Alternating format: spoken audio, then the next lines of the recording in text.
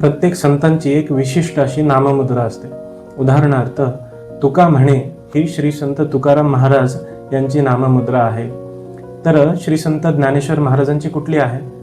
ज्ञानदेव म्हणे, ज्ञानेश्वर म्हणे, म्हणे ज्ञानेश्वर, आणखी बाप रखुमा देवीवरू. तर बाप रखुमा देवीवरूचा अर्थ काय? 3 अर्थ संभवतात. एक म्हणजे बाप याचा अर्थ सर्व सामर्थ्य संपन्न. असा कोण आहे? तर रखुमा देवीवर, की रखुमाईचा पती म्हणजे विठ्ठल हे सर्व सामर्थ्य संपन्न आहेत. दुसरा अर्थ असा आहे की बाप म्हणजे वडील, रखुमा देवी म्हणजे आई, की हे पंढरीश पांडुरंग परमात्मा आणि रखुमा देवी हे माझे आई वडील आहेत आणि वरू त्यांनी मला आशीर्वाद द्यावा.